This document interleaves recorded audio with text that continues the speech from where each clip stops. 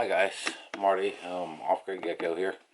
It's early morning, it's about 6 a.m. and I got a day off today and tomorrow for Christmas Eve and that kind of stuff. And I'm not making a trip to St. Louis, at least I'm not planning to at the moment, to see fams. So I'm out here in the woods. I just wanted to show you this guy. Well, apparently this seasoned oak wood was not as seasoned as I thought, because this guy's coming loose. It's like really loose. The wood has been sitting in here in the dry air inside the cabin with the wood stove running, and it has just completely shrank. So not near as dried out as I thought it was. So I'm gonna have to pull this joker apart again and probably remake it, because I mean, you can probably see on the video that's not good. That's pretty dangerous, actually. This head is just ready to jump right off the haft at this point. I could probably pull it free if I wanted to, but I'll yank the wedge out first and do that. So this is the axe handle that I made, and it's a little hard to see in the picture. It's really skinny, and it actually feels really good. Like before this happened this morning, I could chop with this guy like all day long and not getting any kind of fatigue in my hands, because this oak wood is really flexible and springy. It doesn't look like it, but when you land a blow, it doesn't even feel like you're hitting anything. It just breaks pieces away. But yeah, so just a little demonstration here that I'm still learning, and these are some of the things that you're gonna come to when you're learning and when you're not patient. So now I'm thinking for the next axe handle, I may actually do a video on this today. I've got more oak staves out there that are ready and waiting. I may cut one into a blank and then just bring the blank inside here and leave it sit by the wood stove for, you know, a couple weeks or till the end of winter, just to make sure it's completely dried out before I actually before I fit the haft on it, just to prevent this from happening again. It's also happening to my hatchet, which was a smaller piece of wood that has dried out longer, but the hatchet is wobbly, but it's still holding on pretty good. So I'm still using this guy for the moment, even though this has been a problem that's been apparent and coming along for a little while now. The hatchet doesn't get much force in the swing, so there's not as much chance of the head just dropping off of it, and it's been really good about holding on so far. So see if we can get another couple days out of it. I don't know exactly what I'm planning to do today. I have like a million things to do around here. I need to clean out the stovepipe because it's going to be a good day for it. It'll be like 60 degrees. So I've got a little small fire in there right now just to get us through the morning, and we'll start on that. And then I was wanting to go out and collect more firewood today, at least another trailer load or two, and stack that up. That'll be with the chainsaw, and splitting on the ground with an axe like I did in the last video. And got to start some fires. I'm going to test fire the kiln out there. I've got some dry cedar wood that I'm going to try and burn some more lime today and just see if it works. It probably won't, but if it does, it'll be kind of cool.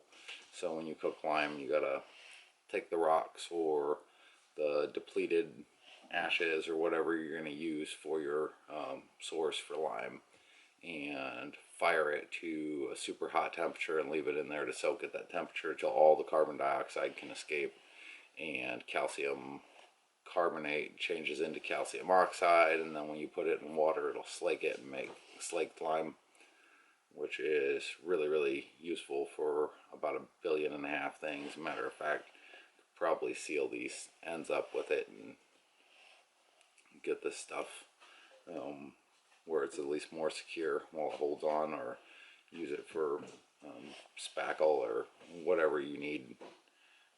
There's a billion uses.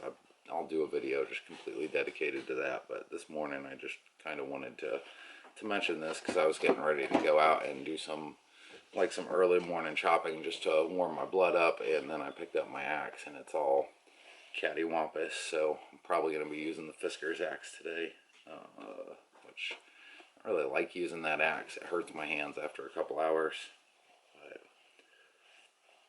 that's what I got, and I bought it for a beater axe, and it's become like my primary go-to just because it never has any trouble, and it's very forgiving of mistakes, whereas this guy is not forgiving at all. You overstrike with this a couple times with the wood handle, whether it's hickory or oak, or it doesn't matter how thick it is either, you're gonna break it. And I had one swing yesterday or the day before when I was splitting wood, and I was just like, oh, that's a broken axe handle. You probably heard it if you watched the video all the way through. Just because I've gotten to the point where I'm training myself to like watch for that, for overstrikes and just odd strikes where I hit the axe to the wood funny, and it makes a really annoying pop.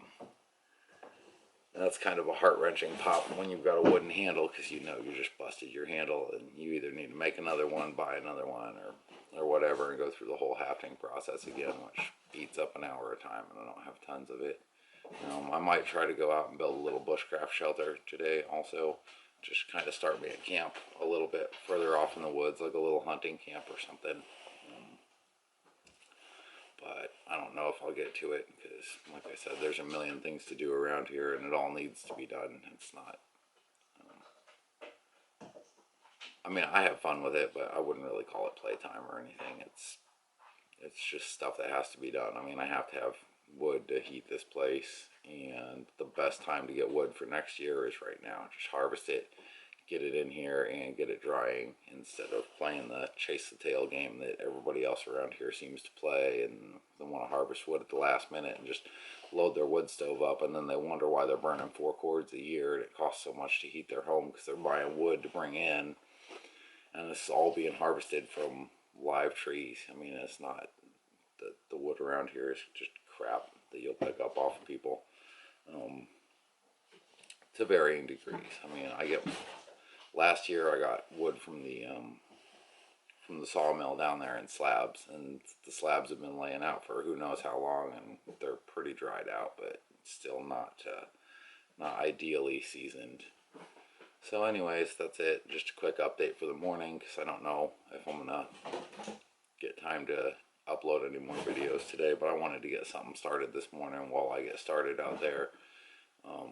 Probably make a quick run to town for supplies, which by town I just mean the little store down here down the dirt road, and then get on with my day. So it'll be a lot of chopping, and if I do some fun stuff, I'll take video, maybe post it tonight or tomorrow. Just depends on where I go with it. Anyways, keep watching, and maybe me making some of these little mistakes and actually admitting them online rather than trying to hide it or bury it, and will help somebody, because then they can see, like, okay, this is what happens if you rush. You know, if you rush to make your axe handles, even if you think they're dried out, and they're really not, and they're all shaky. So the best thing I found for them is right here at the house, they dry out seemingly very quickly, because it's very, very dry in here with the wood stove. So if you can find a place that's really dry to put up your stuff, or even hanging it like above the wood stove or whatever, which is probably what I'll do. I might drill like an eyelet like this has, and just hang the finished stave up there and let it dry out a little bit, get it to a rough shape, and then let it dry out some more, and just let it sit and sit and sit, and then when it's ready, then I'll sand down this top part. I can't remember the name right now, and haft it. But yeah, or maybe it won't. I don't know. Maybe nobody will watch this video. Who cares? But just trying to document as much as I can, because I'm still learning. This is all,